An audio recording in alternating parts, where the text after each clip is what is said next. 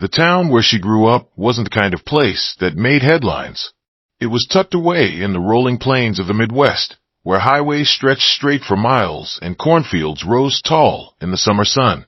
Life there was slow, predictable, almost ordinary. Yet, behind the quiet rhythm of church Sundays and county fairs, one small house on the edge of town held a girl who would one day change the way soldiers spoke about distance, patience, and precision. Her name was Sarah Mitchell. To most people in the neighborhood, she was just that quiet girl who spent too much time in the woods. She wasn't drawn to shopping malls, gossip, or parties like many of her classmates. Instead, she was fascinated by stillness. How the forest seemed to hold its breath when the deer emerged at dawn. How the wind carried secrets across the open fields. She didn't know it yet, but she was learning the art of observation long before anyone would hand her a uniform. Her father, a mechanic by trade and a hunter by tradition, was the first to put a rifle in her hands. It wasn't anything powerful, just a battered .22 that had seen years of use. She was 8 years old the first time he set up soda cans along the fence post and told her to try. The rifle was almost too heavy for her small frame, but her hands were steady. She narrowed her eyes, adjusted her breath the way her father instructed, and squeezed the trigger. The gun spun backward in the dirt. Beginner's luck.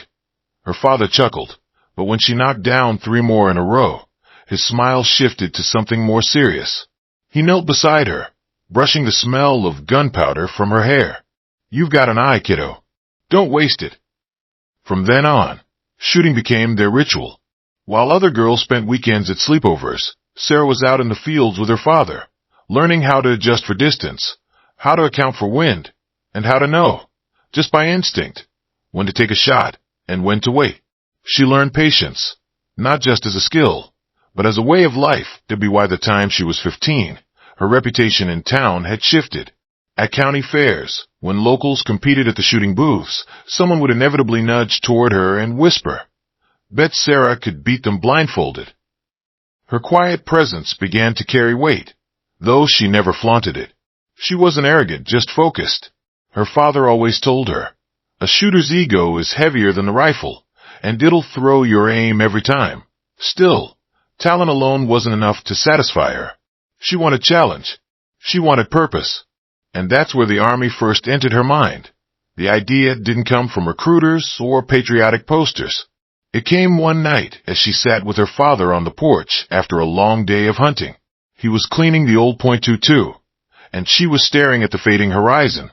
"You ever think about what comes next?" she asked him. "What do you mean?" "After high school. I don't want to stay here forever. I want something bigger, something that tests me." Her father set down the rifle, studying her face carefully. He saw determination there, the same kind he had seen when she lined up her first shot years ago. "The Army will test you," he said finally, "but it'll chew you up if you're not ready." She thought about that conversation for weeks. The Army wasn't just escape from small-town life. It was a place where discipline mattered, where skill had purpose. By her senior year, the decision was made. When she first told her friends, laughter followed. "You, in the Army? You'll last a week." One boy teased. Even some teachers doubted her, suggesting she'd be better off with college or trade school. But Sarah wasn't swayed. Doubt only hardened her resolve. The day she signed her enlistment papers, her mother cried quietly at the kitchen table. Her father, however, said nothing. He simply slid a box across the counter. Inside was a worn cleaning kit, its brushes and oils neatly arranged. "Doesn't matter what rifle they give you," he said. "Respect it, care for it, and it'll take care of you." Basic training was brutal. The Army stripped away small-town comforts and tested every weakness. Sarah endured the physical grind, but what truly set her apart was her focus. During rifle qualification, she outshot nearly everyone in her platoon. Instructors raised eyebrows when her scores stayed consistently near perfect. She wasn't just good. She was exceptional. .1 drill sergeant, a grizzled veteran named Staff Sergeant Coleman, took particular notice. After watching her calmly hit targets others missed, he muttered, "That girl doesn't shoot. She calculates." His words spread among the cadre. and soon whispers followed her just as they had back home. But Sarah wasn't aiming for recognition. She wanted the hardest path, the one nearly everyone told her was impossible: sniper school. At the time, the program wasn't just grueling. It was exclusionary in reputation, dominated by men who doubted women could endure its demands. Still, Sarah applied. Her acceptance drew skepticism, even hostility. On her first day, she overheard one trainee say, "She won't last a month." She didn't bother to respond. She let her trigger finger do the talking. The training pushed every limit: endless ruck marches, concealment exercises in heat and cold, hours spent lying motionless in uncomfortable positions. Some candidates broke down, others quit. Sarah endured. She learned to crawl through brush without making a sound, to blend into landscapes until even instructors lost sight of her. Her patience, honed in childhood woods, became her greatest weapon. The rifle she was eventually assigned, the Barrett.50, was a beast compared to her father's .22. Heavy, loud, and unforgiving. But Sarah didn't flinch. She studied it, respected it, and treated it not as a burden, but as an extension of herself. Soon, instructors who doubted her were forced to acknowledge her skill. To BY graduation, Sarah wasn't just another soldier with a sniper qualification. She was already becoming a legend among her peers. And though she didn't know it yet, the calm, quiet girl who once knocked soda cans off a fence post was walking a path that would lead her to a shot so extraordinary that even generals would stop in their tracks. Sniper school wasn't just a training course. It was a battlefield in itself. From the moment Sarah arrived, she could feel the weight of doubt pressing on her shoulders. Whispers rippled through the candidates, most of them men, many already seasoned in combat. "She won't last," one muttered. Another snickered. "She'll quit before the ruck march ends."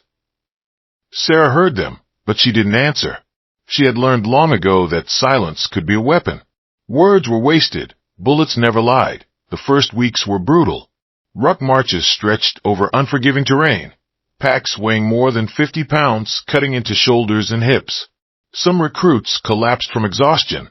Others vomited on the roadside. Sarah, small compared to most of the men, carried the same weight without complaint. Each step burned, each muscle screamed, but she refused to let weakness show. Instructors noticed. One, a tall man with a scar running down his jawline, paused during a march and stared at her boots crunching steady in the dirt. "Mitchell," he barked. "You holding up?" "Yes, Sergeant." He raised an eyebrow. No complaint, no hesitation, just calm. He nodded and walked on. If the marches tested her endurance, the concealment drills tested her mind. Candidates were instructed to vanish into landscapes, fields, forests, ridgelines, while instructors scanned for movement through scopes. Hours dragged by as bugs bit, the sun scorched, and every muscle locked into cramps. Many twitched or shifted, betraying themselves. Sarah didn't move. Her years in the woods had taught her the art of stillness. She became part of the environment, a shadow under a tree, a contour in the grass. Instructors passed their scopes over her position, frustrated, unable to find her. When they finally called "end exercise," Sarah emerged slowly, leaves stuck in her hair, uniform caked in mud.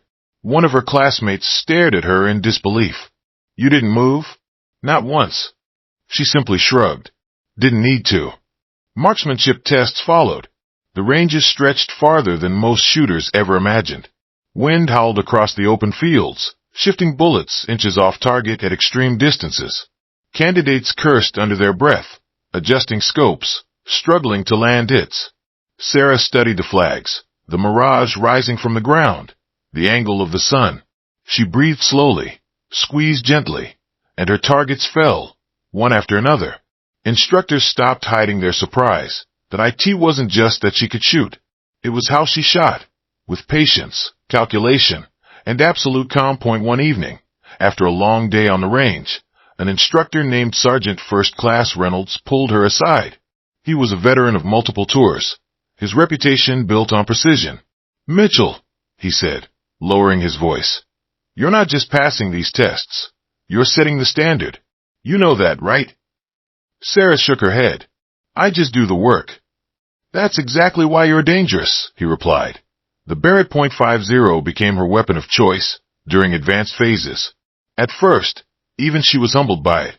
The recoil rattled her shoulder, the thunderous blast echoing for miles. But where others struggled, she adapted. She treated the weapon with respect, learning every quirk, the way barrel heat affected trajectory, the way a single grain of misjudged powder could throw the round off course, slowly. She and the Barrett formed a bond. Other trainees nicknamed it the Beast. For Sarah, it became something else, an extension of her discipline. One exercise required hitting a target over 2,000 meters away, a shot so far that even seasoned marksmen often failed. Sarah lay prone in the dirt, the Barrett resting steady on its bipod. She studied the wind, adjusted her dope sheet, and listened to her spotter's quiet calculations. Her heart rate slowed until the world seemed to narrow into silence. When she squeezed the trigger, the blast rolled across the field. Seconds later, the steel target rang with a sharp clang. Her spotter exhaled in disbelief. Holy hell, Mitchell. First shot. Word of that spread through the class. For the first time, fellow trainees stopped doubting her and started respecting her. Some even sought her advice to WY graduation. Sarah wasn't just another candidate. She was one of the top shooters of the cycle. The instructors, hardened men who rarely offered praise, gathered the class and delivered their verdict. Most of you won't be remembered outside this school, Reynolds told them, but some of you will carry reputations into combat. Mitchell, people are going to know your name. Deployment orders followed soon after. Sarah found herself shipped overseas with a small, specialized unit tasked with reconnaissance and overwatch. The environment was harsh, the missions unforgiving. Temperatures soared in the day, plummeted at night. Dust coated everything, and the sound of distant gunfire was constant on her first real mission. She lay concealed for 14 hours straight, eyes fixed through her scope, watching a village where insurgent activity was suspected. Her back screamed in pain. Her lips cracked from dehydration, but she didn't move. When the call came to engage, she adjusted, fired, and dropped the target with surgical precision. Her team leader radioed in the kill, his voice carrying a mix of awe and relief. That night, around the campfire, one of the older soldiers leaned back and said, "I've been in this game a long time. Never seen anyone take a shot that clean on their first deployment."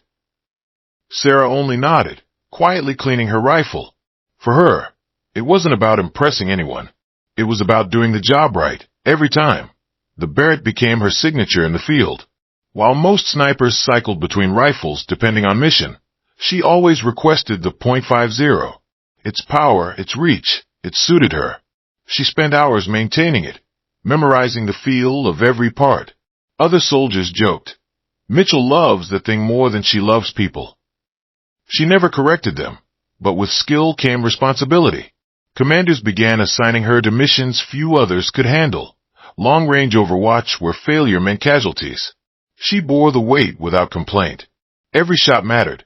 Every decision carried lives. One mission in particular cemented her reputation. Her team was pinned down by enemy fire from a ridge nearly 2,400 meters away. Ordinary rifles couldn't touch the position. Sarah crawled into place, set up the Barrett, and studied the ridgeline. Wind gusted unpredictably. The sun blazed, mirage shimmered. Still, she calculated. She squeezed the trigger. The Barrett roared, and seconds later, the threat was gone. Her team cheered, but she only reloaded, scanning for the next target. When they returned to base, her commanding officer pulled her aside. "Mitchell, I don't say this often, but you just saved lives out there. Hell, you probably saved mine." She nodded once, expression steady. "That's the job, sir." Weeks turned into months, missions into deployments. Each success added to her quiet legend. Soldiers began to speak of her with respect usually reserved for battle-hardened veterans. They called her the Shadow, because enemies never saw her coming. Still, Sarah remained humble, never boasting, never seeking attention. To her, the rifle was a tool, the mission a duty. Yet deep down, she knew she was building toward something greater, something that would test her skill beyond anything she had faced. And though she couldn't yet see it, the day would come when the Barrett in her hands would make a shot so extraordinary that it would stop a general in his tracks. For most soldiers, the Barrett .50 caliber was a burden. It weighed 30 pounds unloaded, more with attachments and ammo. Its recoil punished shoulders, its thunderous report echoed across valleys, and its sheer length made it cumbersome in the field. To many, it was a weapon of last resort, brought out only for specific tasks. But to Sarah Mitchell, it was something else entirely. She had carried other rifles, M4S, M24S, and even lighter sniper systems. But none felt the way the Barrett did.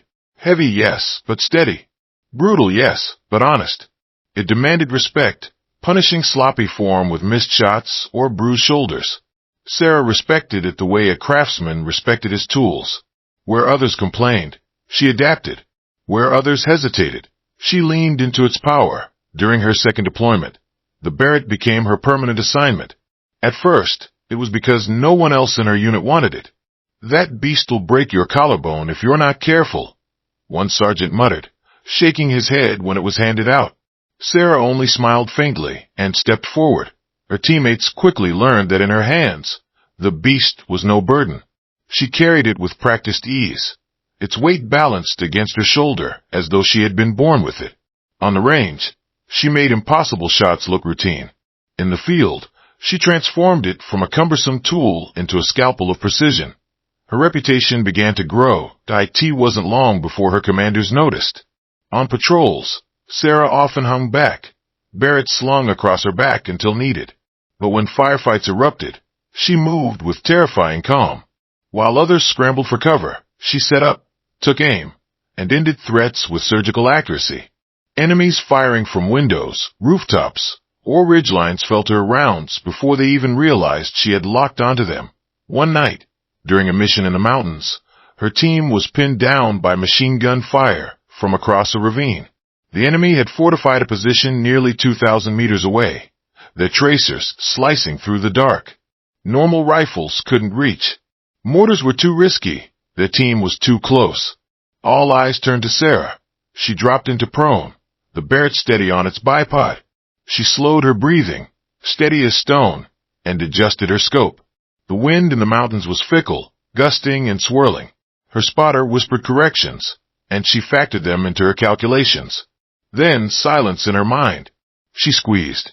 The Barrett roared, fire leaping from the muzzle, echo rolling off the cliffs. Seconds later, the enemy gun went silent. Her teammates exhaled as if they'd been holding their breath for hours.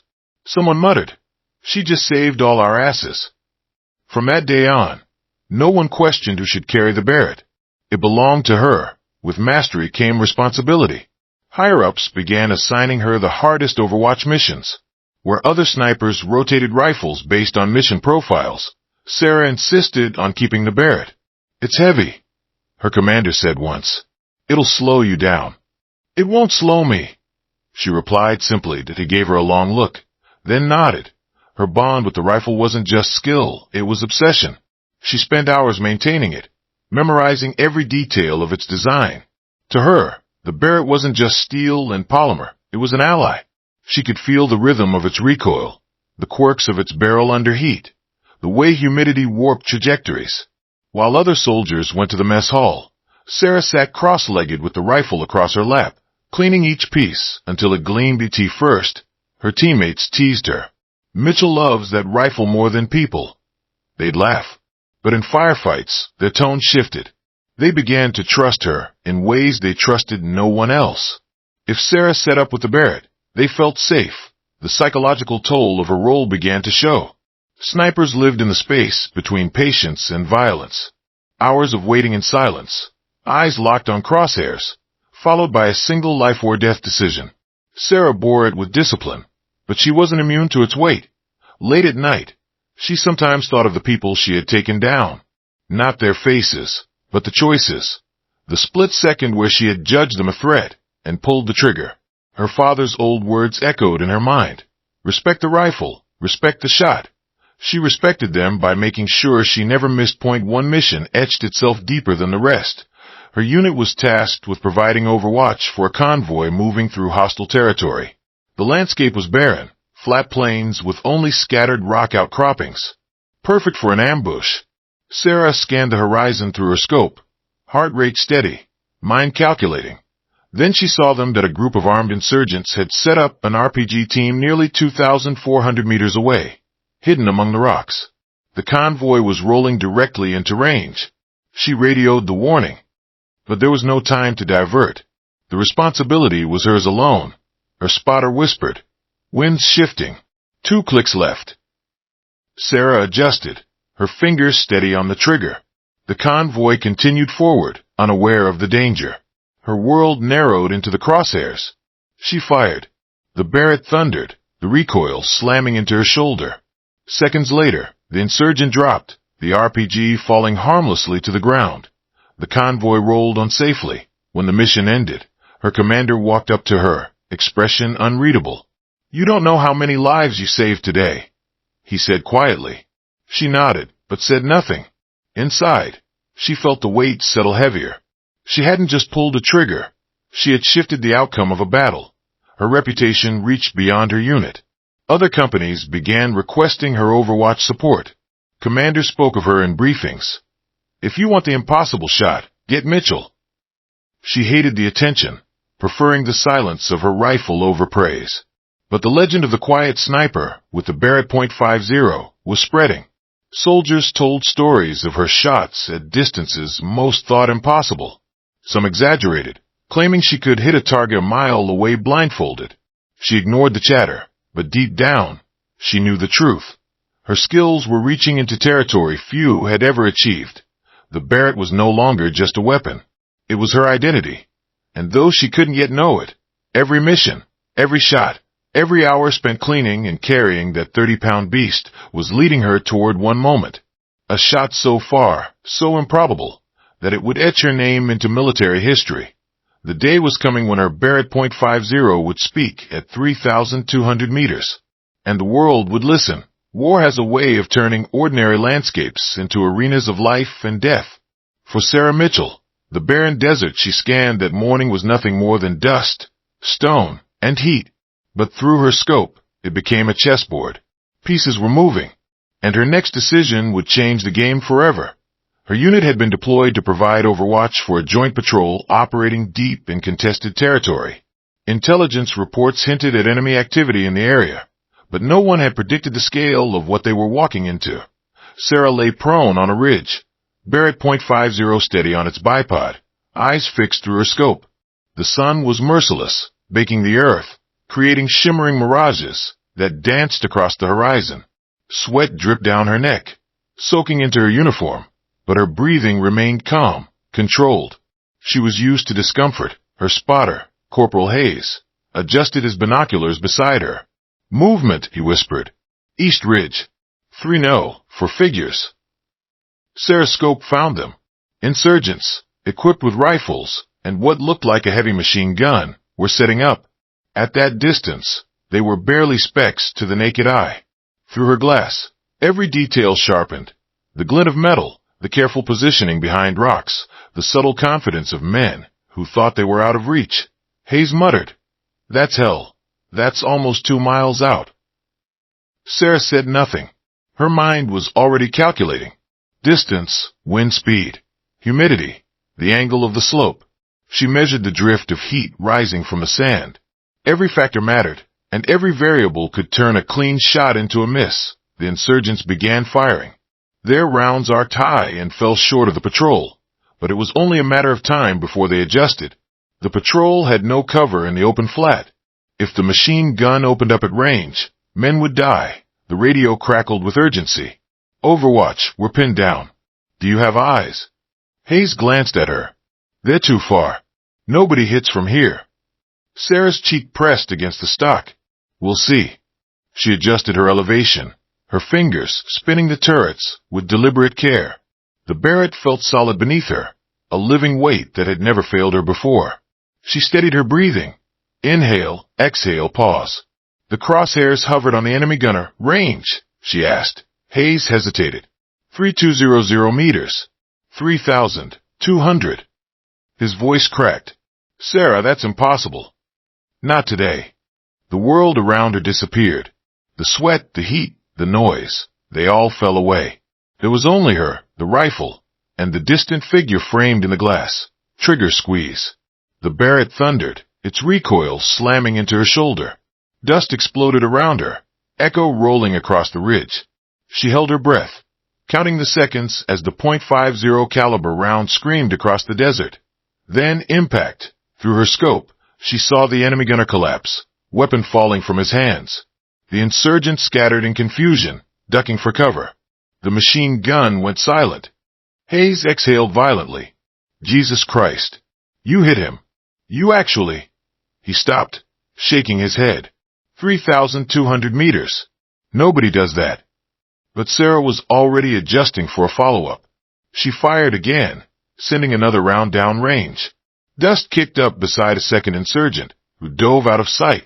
The rest broke and ran. The patrol radioed in, voices filled with relief and disbelief. Overwatch, enemy suppressed. Who the hell took that shot? Sarah remained silent, reloading smoothly, scanning for more threats. Hayes answered instead, still stunned. Mitchell. Staff Sergeant Sarah Mitchell. She just dropped a target at over 3,000 meters. The line went quiet before someone muttered, "No way." When they returned to base, the story spread faster than wildfire. At first, soldiers dismissed it as rumor, an exaggeration born from adrenaline. But the spotter confirmed it. The patrol confirmed it. And when the rangefinder data was pulled, the number was undeniable. 3,200 meters for the sniper community. It was earth-shaking. Records existed of long-distance kills, but none from someone like Sarah. Young, female, relatively new to combat. For her, it wasn't about records. It was about necessity. Men lived because she had made that shot. Still, she felt the shift immediately. Where once she had blended quietly into her unit, now eyes lingered. Soldiers who used to tease her about the Barrett now regarded it. And her, with reverence. Commander spoke her name in briefings. Younger recruits whispered about her like she was already a legend. Hayes never stopped talking about it. At Chow, he leaned over to another squad and said, "You don't get it. I was there. I saw it. 3,200 meters.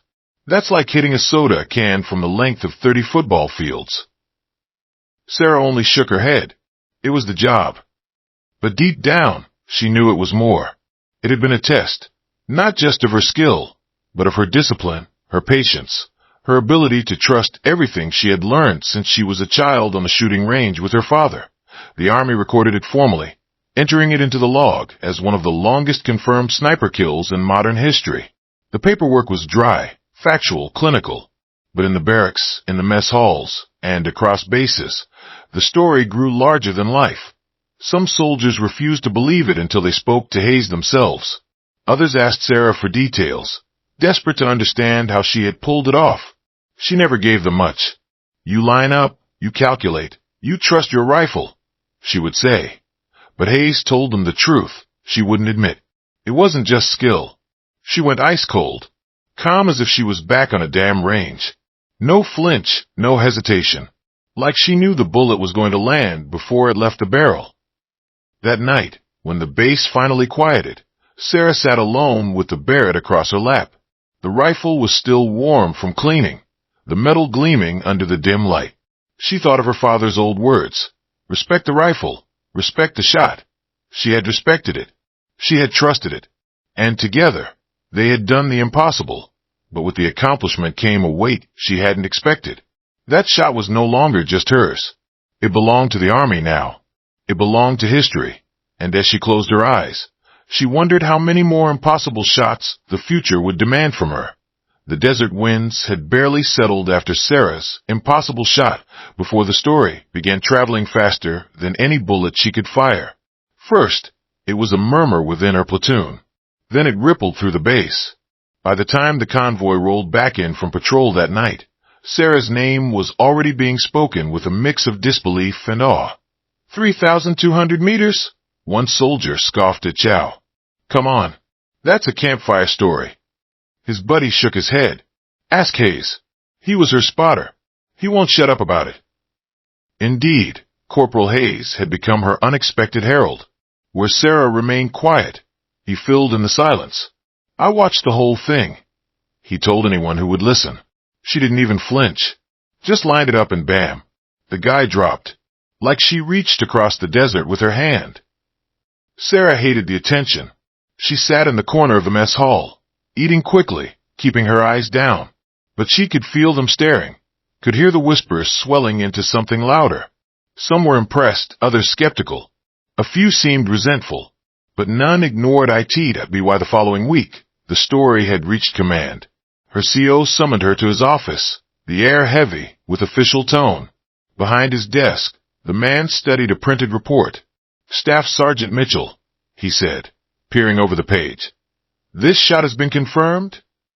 "Yes, sir," she replied evenly. 3,200 meters? "Yes, sir." He leaned back, tapping the paper with a pen. "Do you realize what this means?" Sarah said nothing. She knew what it meant for her unit. They had survived. That was all that mattered. But she also knew the Army didn't think in such simple terms. "It means," the CO continued, "that you just set a precedent. The sniper community, NATO, even allied militaries are going to look at this. They'll want details, breakdowns, recreations. They'll want to know how you did it." Sarah shifted uncomfortably. "Sir, it was the mission. The shot was necessary." The CO gave her a long look. "Mitchell, don't play humble with me. That was history. And history has a way of dragging soldiers into the spotlight, whether they like it or not." Within days, she was summoned for debriefs, not just the standard after-action reviews, but specialized ones. Officers in pressed uniforms asked her about elevation adjustments, wind calculations, her exact breathing rhythm. Engineers wanted to know about the Barrett's performance. Analysts wanted to verify the terrain data. She answered as best she could, though her answers were practical, not poetic. Wind was steady. Heat distortion was minimal. I trusted my zero. Calculated the drop. Took the shot. They scribbled notes, nodding like priests receiving scripture. But the part they couldn't capture on paper was the silence before she squeezed the trigger, the calm that came over her, the clarity that turned a near impossible act into reality. That part lived only inside her. Recognition came, whether she wanted it or not. At formation, her CO presented her with a commendation in front of the unit. Applause rippled through the ranks, though Sarah's expression remained steady. To her, it felt less like honor and more like exposure. Later, Hayes clapped her on the shoulder. "Smile for once, will you? You just made the rest of us look like rookies." She smirked faintly. "You're welcome." But not everyone was celebratory. In the barracks, Sarah overheard a group of older snipers muttering. "Lucky shot," one said dismissively. 3,200? Not possible without fluke conditions. She's just the Army's next poster girl. They'll milk this one. The words stung, though Sarah never confronted them. She knew doubt was natural. She'd once doubted others' claims herself. Still, it was strange. Her proudest professional moment was also the one that isolated her the most. Beyond the base, the ripple spread even farther.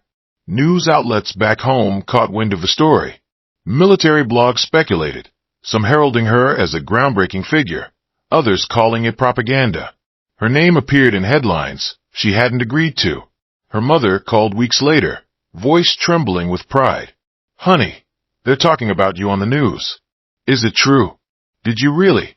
Sarah swallowed hard. "Yeah, Mom. It's true." There was silence. Then her mother whispered, "Your father would be proud." The words hit harder than the recoil of any rifle.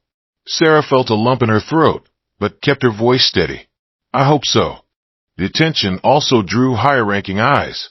Generals touring the region asked to meet her. One, a decorated officer with years of combat under his belt, stopped during inspection when he saw the small badge on her uniform, the one denoting her sniper qualification, and, more recently, the informal marking of her 3,200-meter shot.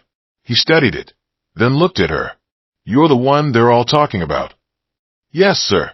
He paused, then shook his head, half in disbelief, half in respect. "I've met hundreds of soldiers, but I've never met one who bent the laws of ballistics like you did. Good work, Sergeant." It was one of the few times she felt the weight of her achievement in full, not from the clapping of peers, not from the headlines, but from the quiet acknowledgement of a man who had seen too much war to be easily impressed. Yet with recognition came new pressure. The Army began assigning her to higher-stakes Overwatch missions, often in environments where her skills were tested to the edge. She became both asset and symbol, and symbols carry expectations.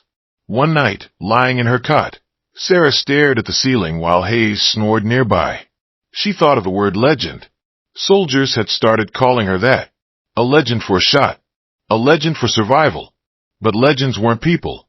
They didn't bleed, or doubt, or lie awake wondering if the next mission would demand something even greater. And Sarah Mitchell was still just a soldier, caught between the simplicity of her duty and the noise of her reputation. As sleep finally overtook her, she whispered to herself the only truth she could hold on to. It was just a shot, nothing more. But deep down, she knew it had become much more than that, and there was no turning back. The desert never cared who carried a rifle, never cared about medals, and never whispered legends. It just burned, stretched, and tested anyone who walked its endless dust. Yet for Sarah Mitchell, the desert had changed after her record shot. No longer was she just another face behind a scope. Now she was the sniper. And with that came a weight heavier than any rifle. Her reputation became a double-edged sword. The same commanders who once overlooked her now requested her by name. Missions she might not have been assigned before suddenly landed on her desk. "Mitchell will cover it," they'd say, as if invoking her name ensured success. Hayes joked about it one morning as they checked their gear. "You realize you're the Army's insurance policy now, right? If it's risky, they just toss you in the equation." Sarah smirked faintly. "Yeah, and what happens when the math doesn't work?" Hayes gave her a look, but didn't answer. Her first mission after the shot was a night operation. Intelligence reported a high-value insurgent commander hiding in a compound on the outskirts of a crumbling village. Normally, a small team would handle it, but this time, Brass wanted Sarah on Overwatch, perched nearly 2 kilometers out, ensuring that no one slipped away. She lay prone in the darkness, Barrett set on its bipod, thermal scope glowing faintly. The desert was alive with sound, the buzz of insects, the distant hum of generators, the occasional bark of a dog. She slowed her breathing, letting her pulse sink with the stillness. Through the scope, she saw movement, figures slipping along the walls, rifles slung across shoulders. The team was closing in. Suddenly, a shadow broke from the compound, sprinting toward a vehicle hidden in an alley. Sarah tracked him, adjusted, squeezed. The shot cracked across the desert, echoing like thunder. The figure collapsed mid-stride, dropping before he ever reached the truck. "Target down," Sarah whispered into comms. The team confirmed. Another mission, another success. But back at base, the praise was louder, sharper, more suffocating. Officers shook her hand. Analysts replayed her shot data. Soldiers clapped her back. Hayes, always loyal, muttered, "Careful. They'll put you in a museum next." Sarah only smiled weakly. Each cheer felt heavier, like another brick laid on her shoulders. What the Army saw as victory, Sarah began to see as distance. The more extraordinary they painted her, the less ordinary she felt to in the barracks. Conversations changed when she walked in. Jokes paused. Whispers started. Some soldiers avoided her, intimidated. Others approached only to ask about the shot, as if that moment was her only story worth hearing. Night, lying in her cot, Sarah wondered if she was becoming less of a soldier and more of a myth. And myths, she knew, were lonely. Months passed, and the missions grew tougher. One in particular haunted her, a rescue op gone wrong. A convoy ambushed in the mountains had left several Americans pinned down. Sarah and Hayes were deployed to provide long-range cover as reinforcements scrambled. Perched on a ridgeline, Sarah scanned the valley below. Gunfire flickered like lightning. Radio chatter filled her ears, desperate, chaotic. "Sniper support. Do you copy?" "Copy," Sarah replied, steady. She spotted an insurgent crew setting up an RPG, aimed at the trapped convoy. Without hesitation, she adjusted and fired. The blast of the Barrett thundered, the RPG team scattering. But then she saw another figure, a boy, maybe 16, darting through the chaos with an AK-47. He aimed at the convoy. Her finger hovered on the trigger. The boy looked younger than her brother had when he first picked up a hunting rifle back home. For a split second, Sarah froze that a shot rang out, not hers. Hayes fired from his position, dropping the boy before he could pull the trigger. Clear, Hayes said into calms, his voice tight. Sarah exhaled, but the image of that boy falling seared into her mind. For all her precision, for all her legendary calm, she was still human. And in that moment, she realized how fragile even legends could be. Back at base, the debriefs never asked about the boy. They cared about coordinates, adjustments, confirmed kills. Nobody asked how she felt. Nobody wanted to know that the hardest part of war wasn't pulling the trigger, but deciding whether to. That night, Hayes sat with her in the dim barracks. "You froze out there," he said gently. Sarah looked down at her hands. "I know. Don't let it eat you up. Happens to everyone." "Not to legends," she muttered bitterly. Hayes leaned back, sighing. "Screw legends. You're human. Don't let them forget that." Yet the army didn't want her humanity. They wanted her results. Soon she was flown stateside for events she didn't ask to attend, banquets, briefings, showcases where generals paraded her story as proof of American precision and dominance. Dressed in her formal uniform, Sarah stood on stages under bright lights while strangers applauded. Speeches were made about bravery, about pushing the limits of warfare, about her as a symbol. She shook hands. She smiled politely, but inside, she felt hollow. Her mother attended one ceremony, hugging her tightly afterward. "I've never been so proud," she whispered. Sarah hugged her back, forcing a smile. But she wondered if pride and loneliness could live side by side. Still, Sarah couldn't deny one truth. The army had given her purpose, even if it came at a cost. And purpose was a powerful anchor on her return deployment. As the plane touched down in the desert again, Hayes nudged her. "Back where you belong," he said. Sarah gazed out the window at the sand stretching endlessly beneath the sun. Back where she belonged. Maybe. Or maybe trapped in a legend she could never escape. Either way, she shouldered her pack, slung her rifle, and walked down the ramp, because legends don't rest. And neither do soldiers. War rarely gave soldiers a moment to breathe. For Sarah Mitchell, the weeks after a 3,200-meter shot were relentless. Missions arrived in waves, each more complex than the last. Intelligence reports were urgent. Commanders demanded results. Soldiers whispered, watched, and sometimes depended on her like she was more than human, like she carried the battlefield at her hands, every day. The Barrett.50 rested across her shoulder. Every day. Her hands memorized its weight, adjusted its turrets, calculated distances that would make most men dizzy. Precision was her currency, and she spent it recklessly. Yet inside, Sarah was framed on a late-night mission, perched atop a ridge overlooking a desert valley. The quiet stretched uncomfortably long. Her spotter, Hayes, had dozed lightly beside her, head tilted back against a boulder. The wind whispered across the rocks, carrying distant enemy chatter like a ghost. Sarah squinted through the scope at faint movement.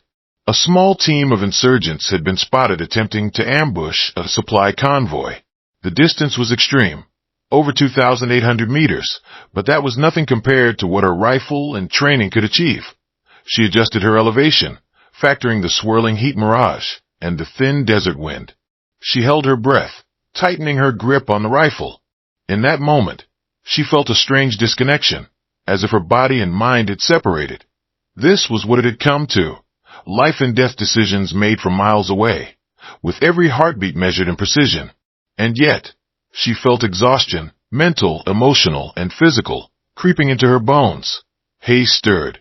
"You okay?" he asked softly, reading her tense posture. "I'm fine," Sarah replied automatically. But she wasn't. The shot came, smooth and perfect. The insurgent leader went down before he could raise his weapon. The convoy continued unharmed. Another victory. Another confirmation of her reputation. But the feeling she had expected, satisfaction, pride, never arrived. Instead, a hollow pit formed in her chest. The thrill of precision, the power of her rifle, the awe from her peers, it all felt empty. She realized she had been chasing excellence so relentlessly that she had forgotten why.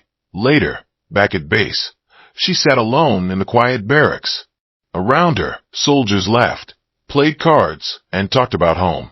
Sarah stared at her hands, still shaking slightly from adrenaline, and thought about the boy from months ago, the one she hadn't shot, whose life had been spared by Hayes. She remembered his wide eyes, the fear, the uncertainty. War had trained her to act without hesitation, yet that hesitation now haunted her. Orders came quickly the next day. She was to provide overwatch for a forward unit, moving into a contested village. The environment was dense, urban, and unpredictable, a place where any shot miscalculated could hit civilians. Her mind raced as she scoped the rooftops. The distance was long, but so was the risk. Enemy combatants moved through alleyways, blending with the locals. Each target required decision-making, judgment, and restraint. Her finger hovered over the trigger multiple times, yet she hesitated, not because she couldn't make the shot, but because she questioned if she should. Hayes noticed. "You okay?" I don't know," she admitted quietly, voice barely audible over the wind. "Every shot I take, I wonder if it's right." It was a confession she had never spoken aloud. She had always buried the doubt beneath discipline, beneath routine, beneath the legend everyone else saw that night. After the mission, Sarah lay in her cot, staring at the ceiling. Exhaustion weighed heavily. She thought of her father, the early days at the range, the countless hours spent learning patience, focus, and control. Back then, the work had been about discipline, not fame. Now fame was her cage. Each shot she made was scrutinized, analyzed, and recorded. Each victory became part of her reputation, a weight she could neither discard nor ignore. Hayes entered quietly, sitting beside her. "You're human," he said simply. "No one expects you to be perfect, except maybe yourself." Sarah shook her head. "They do. Everyone does. Even me." Hayes placed a hand on her shoulder. "You've done more than anyone could imagine. But you need to remember who you are under all that. A rifle isn't you. A shot doesn't define you." She wanted to believe him, but doubt lingered. Could she truly separate herself from the legend? Could she ever just be Sarah Mitchell, soldier and human, rather than Sarah Mitchell, the woman who bent the impossible into reality? The breaking point came during a mission that should have been routine. A supply convoy was moving through rugged terrain when insurgents opened fire from a ridge. Sarah positioned herself on a distant high point. Barrett sat on the bipod. She had covered similar missions countless times, but the chaos below seemed more intense, the stakes heavier, the weight of responsibility unbearable. Targets moved in and out of view, civilians nearby, enemy fire unpredictable. Her calculations were perfect, but the mental strain made her second-guess every adjustment. Hayes leaned close. "Focus on the rifle. One shot at a time." She tried. She breathed slowly. She aimed. But the barrage of doubt, fatigue, and pressure crashed over her. Her hands trembled, and her mind raced. She realized she had been running on adrenaline and discipline for too long, and now the human part of her, the part that could feel, question, and fear, was screaming for attention.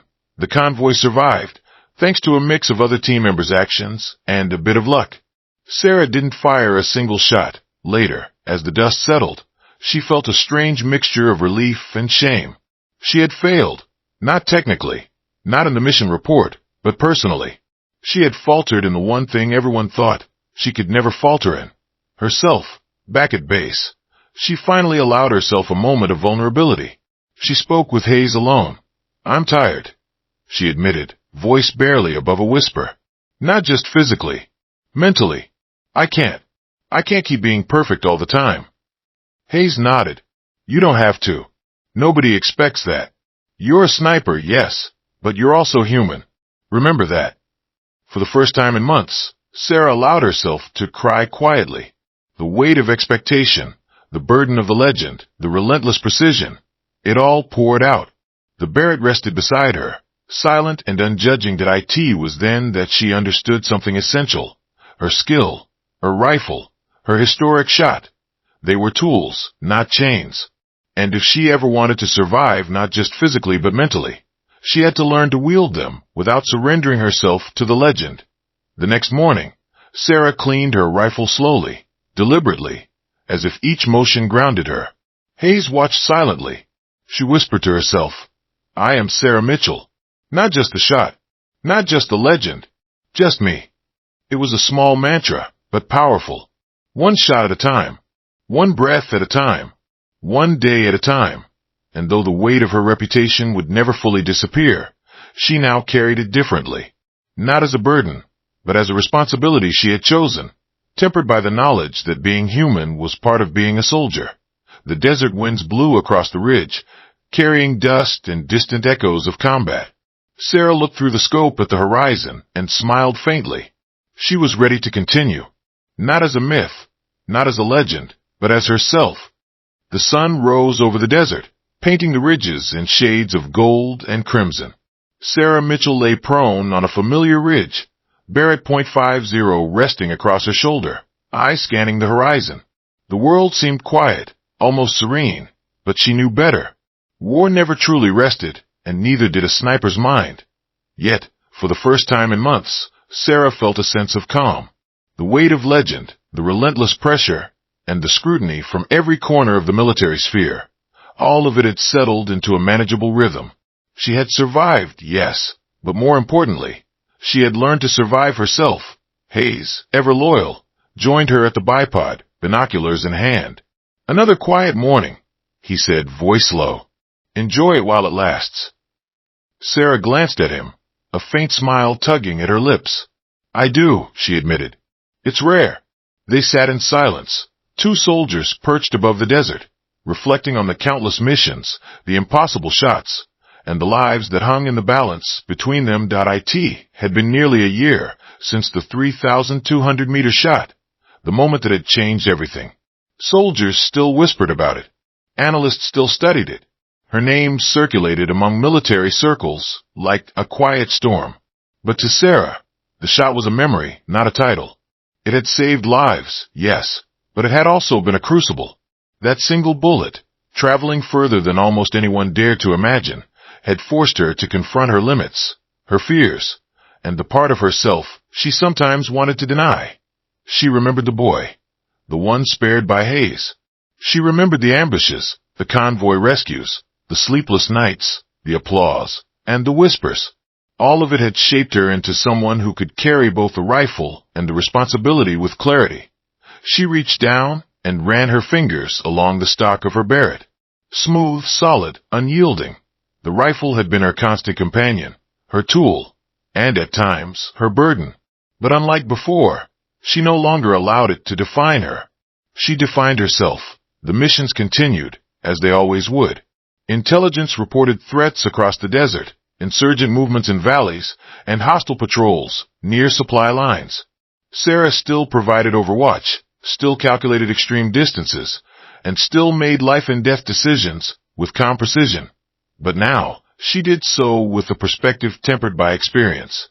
She knew that perfection was unattainable. She knew that legends were often myths built by necessity, luck, and perception. And she knew that, above all, being human, hesitant, reflective, vulnerable, was not weakness, but strength. During one mission, an enemy combatant moved into range with a weapon aimed at an unarmored target. Sarah's fingers flexed on the trigger. She paused, calculated, adjusted, and then she fired. The target neutralized, the threat eliminated. But this time, she felt a wave of gratitude wash over her. Not just for her rifle, not just for her training, but for the clarity she now possessed. She had acted decisively without letting the legend dictate her choice. Hayes, observing beside her, gave a subtle nod of approval. "That's the difference," he said. "You found it." Sarah allowed herself a small smile. Back at base, the recognition continued, but it no longer weighed on her the way it had. Medals were awarded, commendations noted, and stories of the 3,200-meter shot circulated for the record books. She accepted them politely, acknowledging the honor without allowing it to overshadow her identity. Junior soldiers approached her, wide-eyed and nervous. Staff Sergeant Mitchell. One said, "What's it like to be you?" Sarah paused, considering her words. "It's not about being me. It's about doing your job, knowing your limits, and trusting your team. Skills matter. Decisions matter. But legends? They're just stories we tell to make sense of the impossible." The young soldier nodded, understanding the weight behind her simplicity.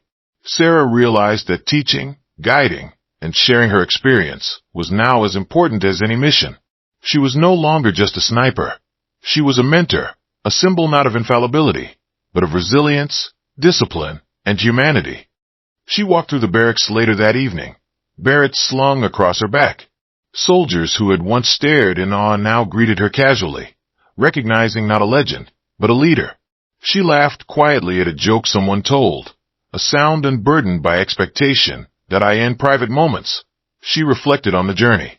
The rigorous training, the first long-range shots, the early doubts, the thrill of the impossible, and the crushing weight of fame. They had all converged to forge her. She had been tested, broken, and rebuilt, not into an untouchable myth, but into a soldier who understood herself. That understanding, she realized, was the truest victory.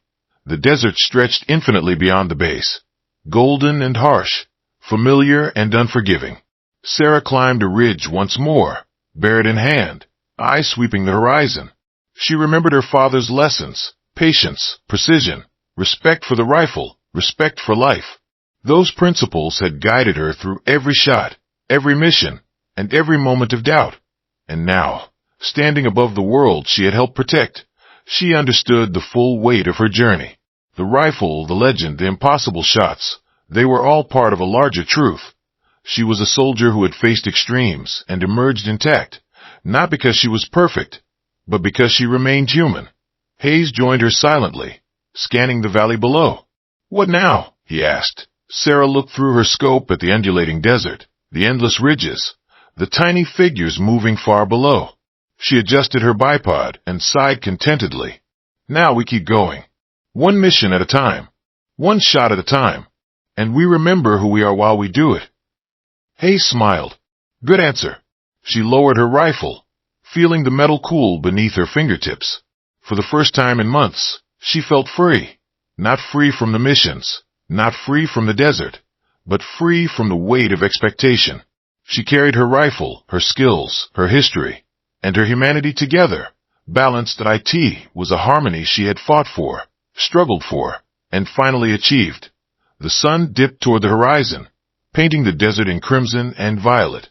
Sarah took a deep breath, feeling the wind across her face. She was Sarah Mitchell, soldier, sniper, mentor, human.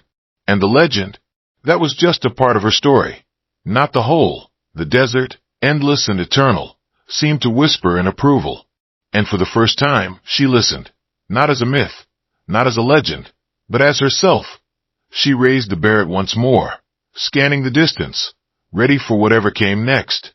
Because now, she carried not just skill or fame, but wisdom, the understanding that true strength lies in the balance of precision and humanity. And with that she smiled,